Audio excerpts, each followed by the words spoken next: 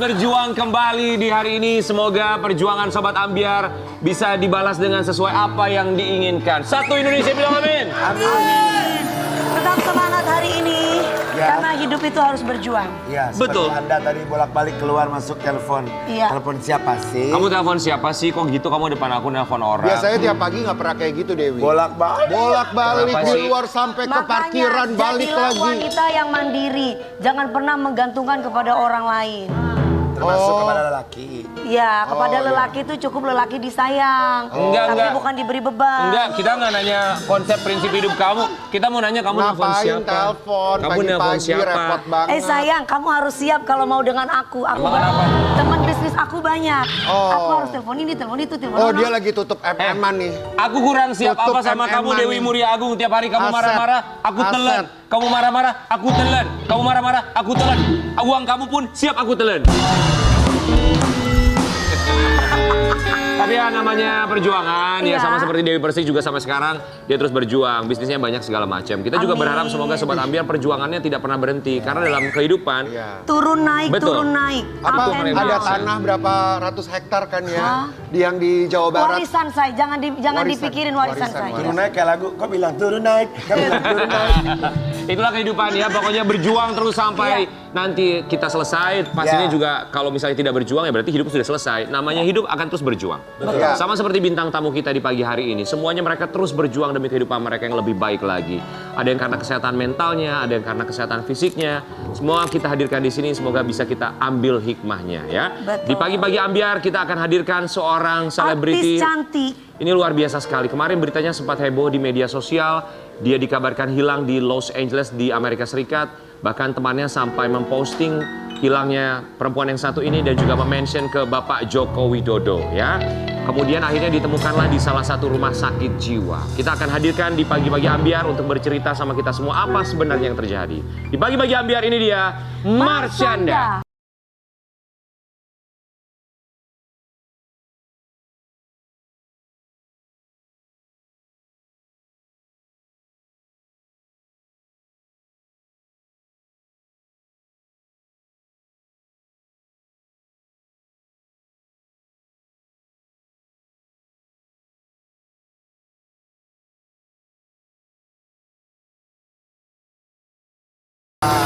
Marshanda, apa Cantik kabar? Marshanda yang mempunyai segudang prestasi. Aku suka banget sama rambut kamu Iya, lucu unicorn. banget. Unicorn ya, rainbow. Rainbow. Rainbow ya. Gak mau bilang rainbow ngomongin ini. Marshanda, Dia keren. Lucu gimana ya? sekarang sehat ya? Sehat, alhamdulillah. Walaupun ya seperti yang tadi dibilang naik turun pasti ada. Itulah kehidupan ya.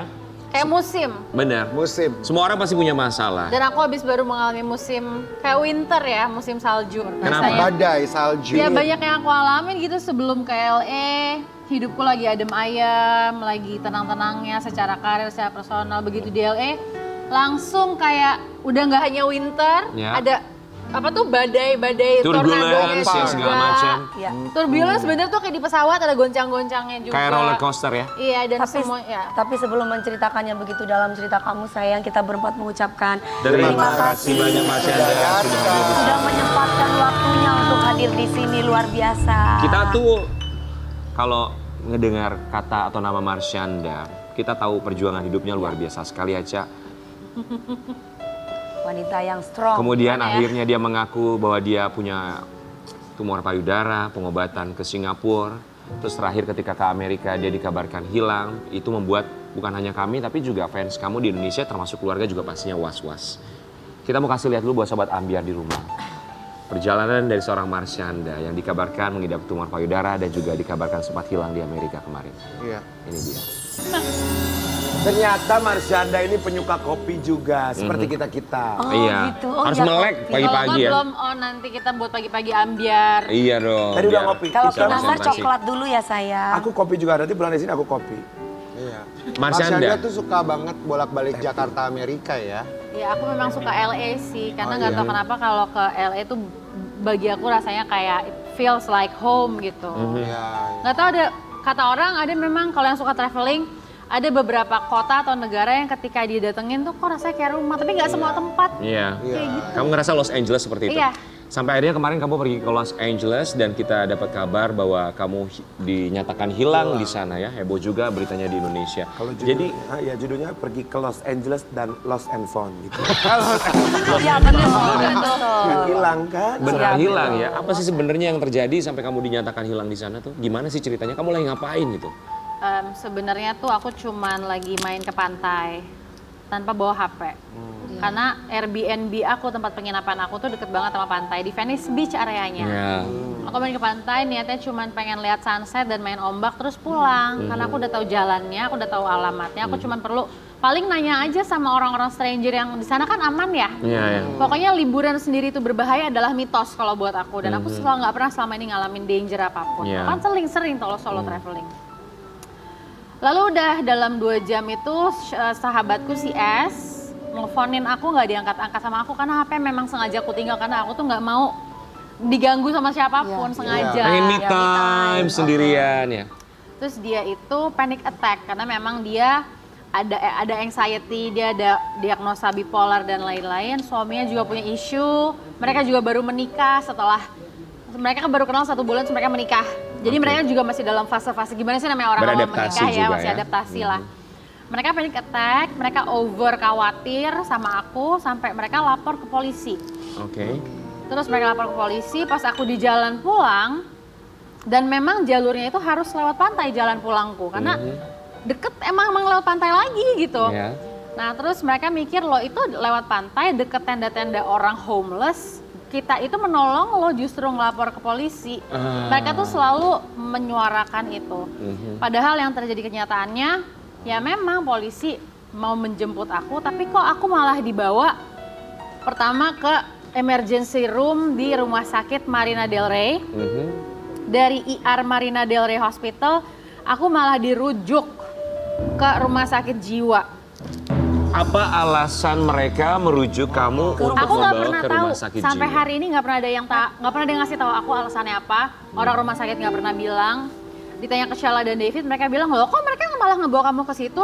Kamu mestinya jangan terima dong. Malah aku mikir, loh ini semua perbuatan kalian, apapun hasil ujungnya awalnya dari kalian. Jadi harusnya kalian, ya udah deh kalau kalian nggak bisa tanggung jawab, at least say sorry. Karena liburanku tuh jadi completely berantakan. Sebelum kita ke rumah sakit jiwa, pertanyaannya adalah begini, Syah. Ketika sahabat kamu S dan suaminya melaporkan hilangnya kamu ke pihak kepolisian, mengapa pihak kepolisian saat menemukan kamu membawanya ke rumah sakit bukan kembali ke penginapan kamu? Itu aku juga nggak ngerti. Pasti otomatis kan ada komunikasi dari Atau orang ada yang mencari informasi itu, ya, informasi dari kepada awal. polisi.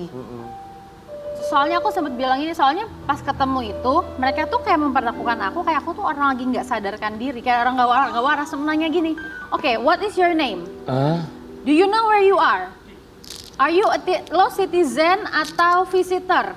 Sekarang tanggal berapa? Do you remember the date?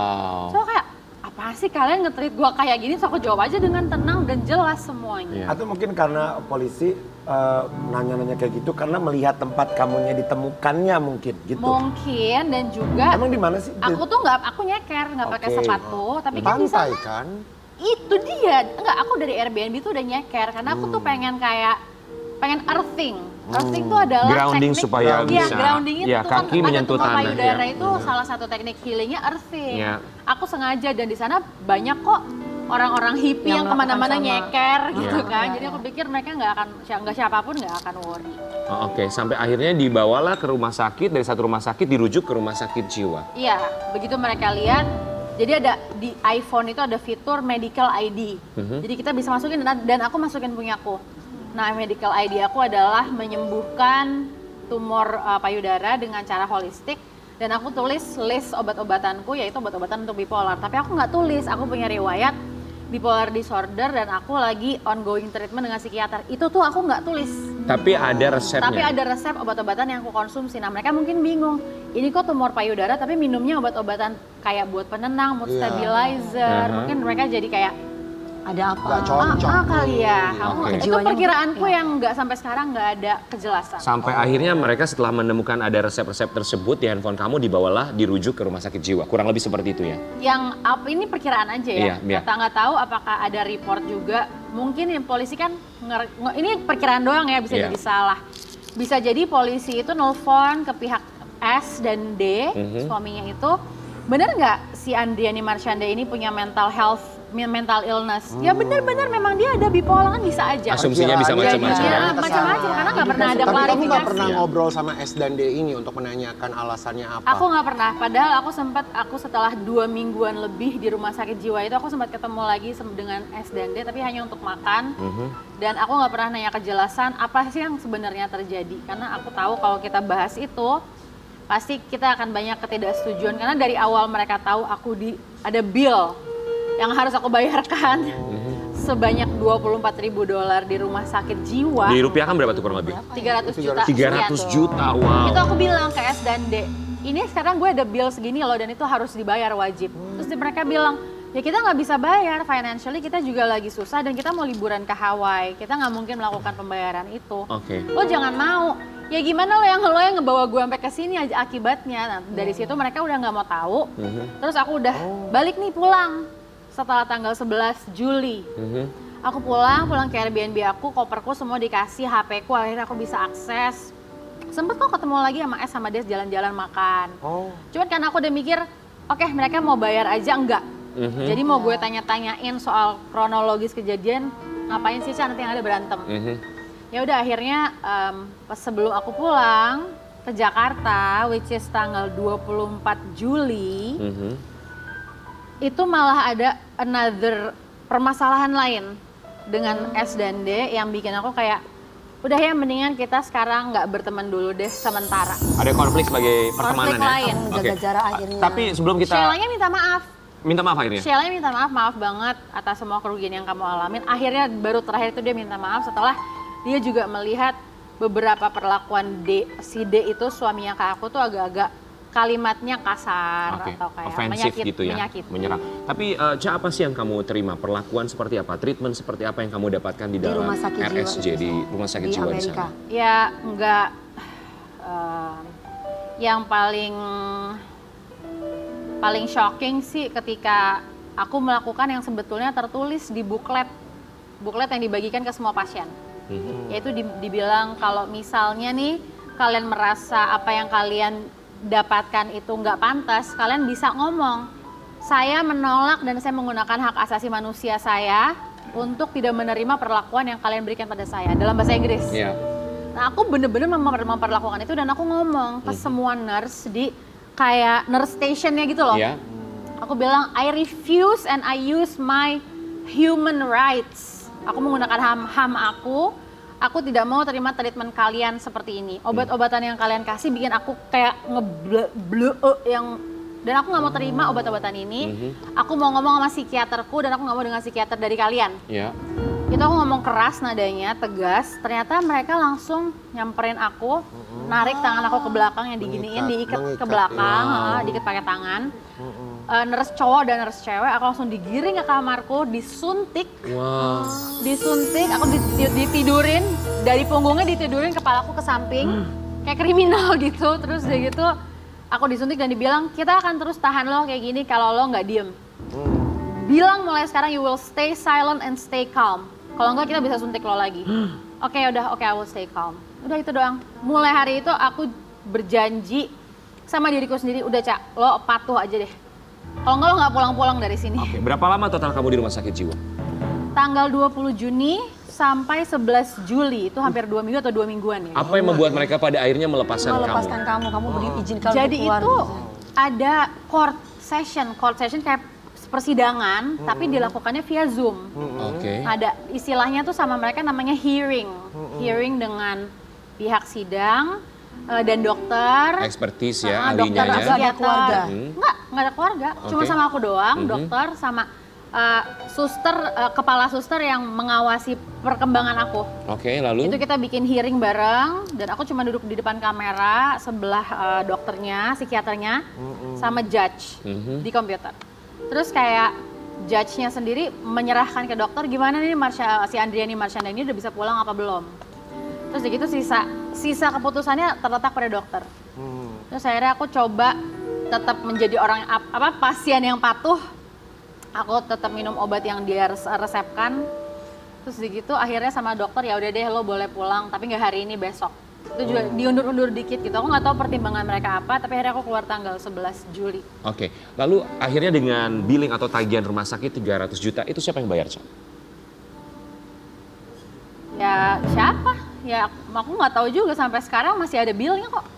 Bener nggak Dan- katanya yang kita dengar bahwa Raffi Ahmad yang akan membayarkan tagihan Ya kamu Raffi di ngomong rumah gitu, sakit cuman jiwa? aku juga nggak ngebayangin lah, masa aku minta Raffi bayarin 300 juta kali. Ada sempat omongan kayak itu? Raffi sempet ngomong gitu dan dia tulus mau membantu aku tahu gitu. Tapi kalau aku punya cara gimana aku bisa bicara dengan pihak rumah sakit, karena ini kan bukan sesuatu yang aku menyerahkan diri dan suka rela. Iya. Ini kan aku dipaksa masuk, bukan mau kemauan sendiri. Iya. Mestinya secara hukum adalah jalan Betul. tertentu. Dan setidaknya mereka harus bisa menghubungi keluarga kamu ya. Ada dari kedutaan datang dan aku bisa video call sama mama sama adekku Lisha. Nah, ketika kamu sudah Oke. keluar dari rumah sakit, apakah kamu langsung hubungi keluarga? Dari aku di rumah sakit aja tuh udah 2 kali kan video callan sama mama dan adikku. Itu mereka udah minta aku pulang. Terus aku bilang, Ma, Caca tuh udah beli tiket pesawatnya yang return, yang pulang pergi. Iya. Caca nggak ada duit kalau mesti beli tiket pulang lagi. Caca juga nggak mau nyusahin mama untuk beliin tiket buat Caca. Terus mama nangis, tapi kita kangen Caca, kita khawatir ngeliat Caca di sana ada di rumah sakit jiwa kayak gini. Masa sih Caca harus ngalamin ini gitu-gitu. Terus udah gitu, pas keluar aku bilang, Caca tetap mohon maaf tapi Caca tetap harus di sini sampai tanggalnya tiket pulang Caca Ya. dan I will be fine. Dan lagian juga bayangin kalau aku ke LA cuma buat beberapa hari menjalani hari normal terus masuk rumah sakit jiwa terus gue pulang, itu sedih banget gak sih? Pasti. Mending Cak. kalau ini ya shopping ya. Ini Iya. masuk rumah sakit jiwa, Sakit jiwa. bukan karena keinginan kamu. Tapi kalau di sana boleh ya tanpa harus dibayar, kemudian melepaskan pasiennya sampai bisa terbang. Jadi mereka nge-save detail kredit card aku. Oke, mereka save itu semua ya. Sekarang apa yang ada dalam pikiran seorang Marsyanda setelah melewati itu semua? Berada di Indonesia, udah pulang bersama dengan keluarga. Aku dapat pelajaran bahwa dalam hidup itu satu hal yang pasti dalam hidup adalah, mungkin ini kedengerannya bukan sesuatu yang ceria atau happy ya, tapi satu hal yang pasti dalam hidup adalah ketidaktahuan. Dan aku belajar dalam hidup aku untuk nggak berpegangan dengan manusia lain siapapun itu.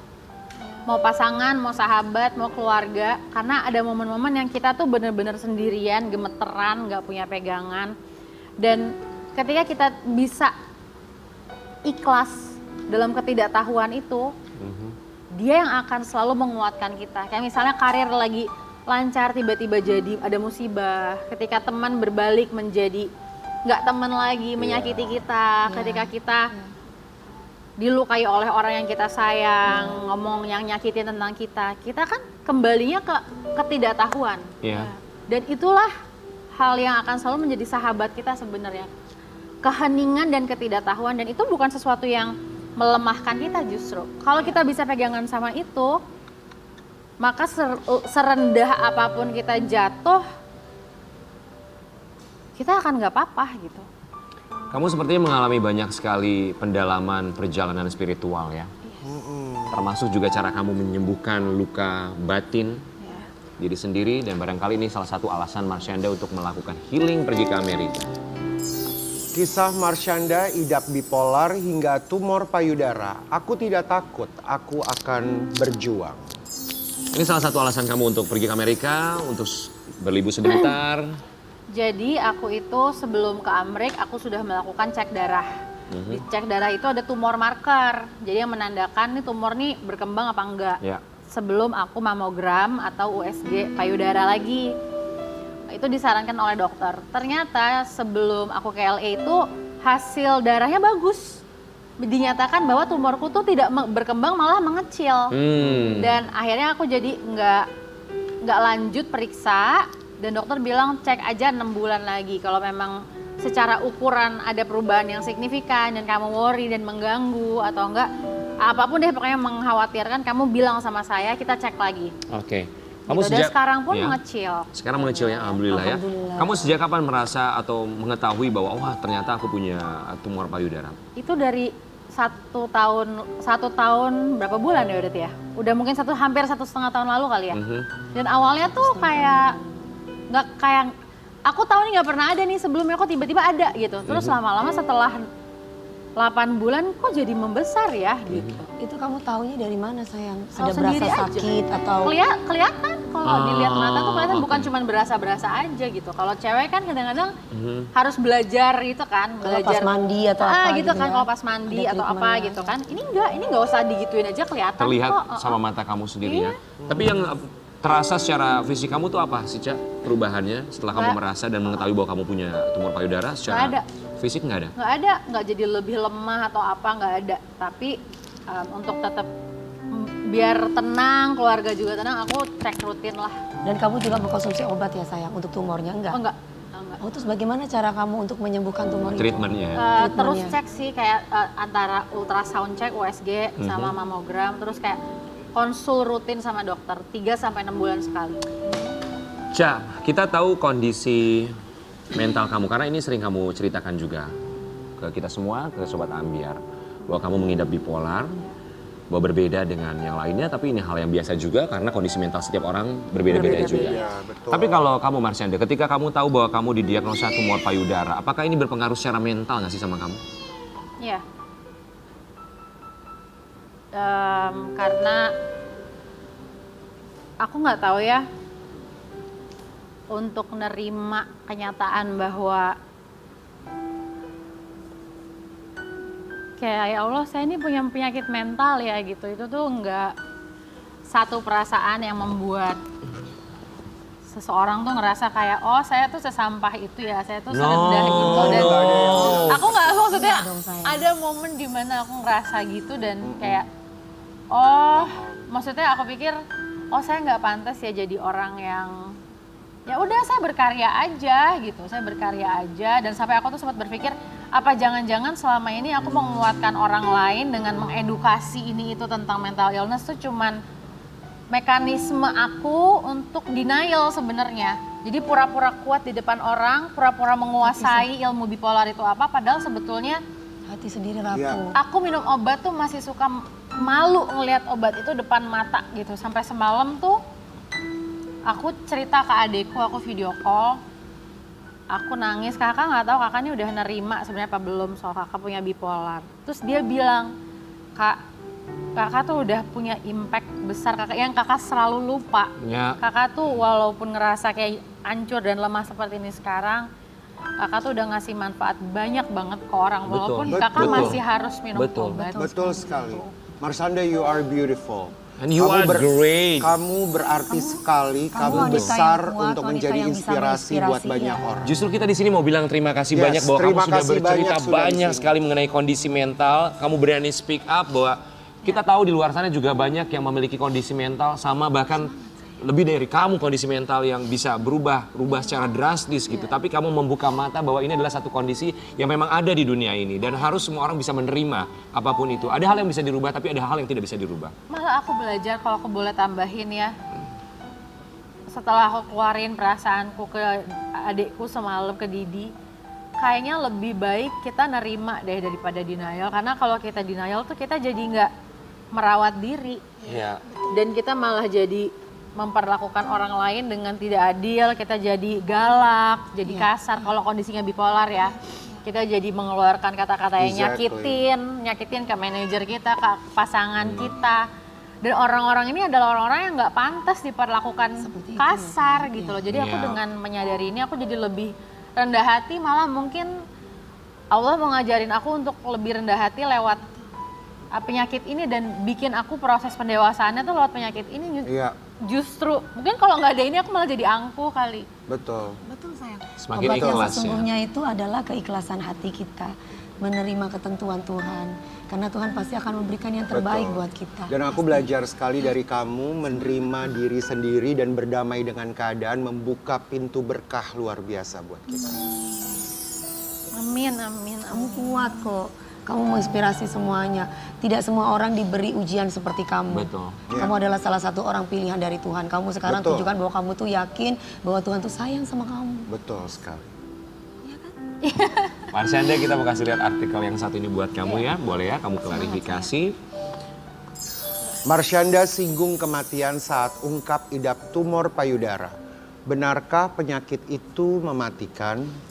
Ini sempat kamu bahas juga ya mengenai kematian, kamu sempat posting ya di media sosial kamu. Kenapa? Karena waktu itu aku bener-bener merasa kayak apa ya? Aku kayak ngerasa dapat pertanda gitu dari beberapa orang. Pertama pas aku video callan sama Sienna, aku cerita di YouTube channelnya Bang Denny Sumargo. Terus ada pertanda lain juga pada saat yang personal ya, aku nggak bisa cerita gitu. Sampai aku mikir, terus udah gitu ada tumor juga. Terus udah gitu aku berpikir, ini apa jangan-jangan sebentar lagi nih aku memang mau meninggal ya. Apalagi aku pernah dengar juga waktu aku SD di sekolah diajarin dalam pelajaran agama, kalau orang itu saat udah waktunya mau pergi, Ada dia tuh akan feeling. firasat ya. Dan aku tuh bener-bener sampai minta maaf ke sahabat lama yang aku udah jauh dari dia karena dulu pernah punya masalah. Aku minta maaf ke Ben, aku bilang sama Ben, apapun yang pernah terjadi antara aku sama kamu, aku berterima kasih karena ada kamu. Aku jadi punya Sienna dalam hidup aku. Walaupun aku cuma ketemu Sabtu Minggu, tapi itu berkah. Terus kayak gitu dia sampai kayaknya nangis juga. Terus ke keluargaku, aku tuh sampai ngerasa gitu, tapi mungkin ya kalau ditarik ke sekarang, jangan-jangan itu tuh fase yang menyatakan mungkin bentuk kematiannya adalah apa yang aku alami di LA itu loh. Karena setelah itu chapternya baru lagi nih sekarang. Aku diizinkan untuk bangkit. Aku bisa sekarang tiba-tiba Viera atau kan band Viera Theo, Yes, kenapa? Kevin sama Widi itu tiba-tiba ngajak aku kolaborasi. Oh, wow. Nyanyi lagu judulnya Mental Warfare. Dan itu udah rekaman kita. Nice. Dan itu smooth banget prosesnya loh. Aku kan udah lama nggak nyanyi, terus mereka kayak ngerasa cocok sama aku.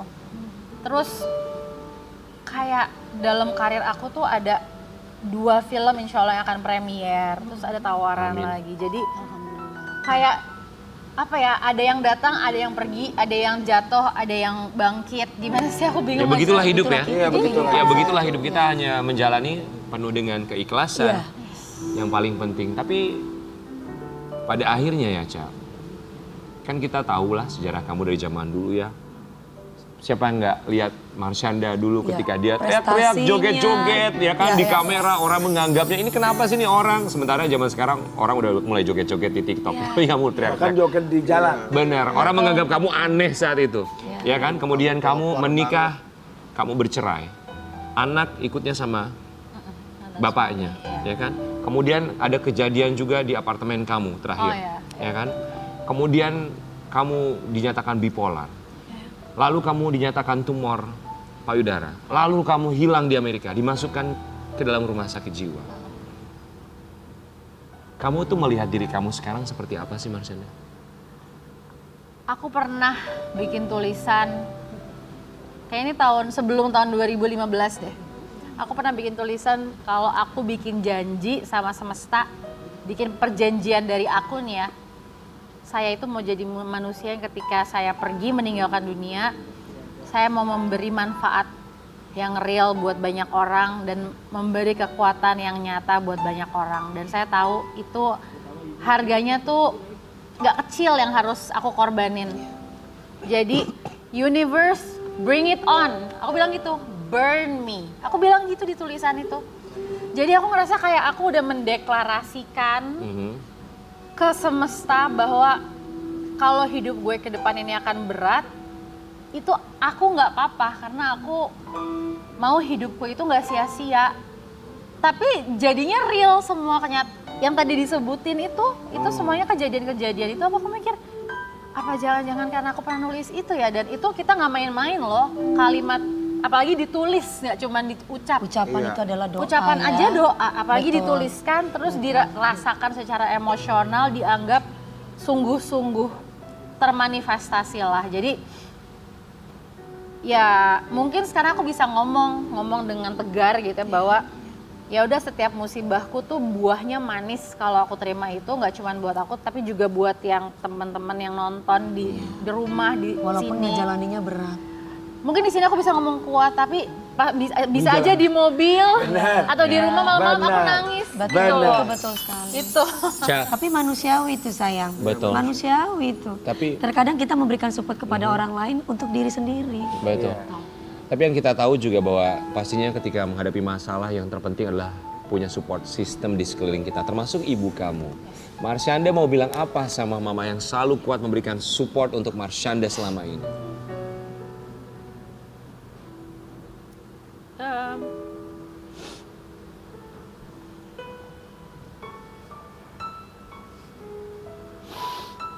Ke situ gitu ya, ngomongnya ke kamera. Iya sayang.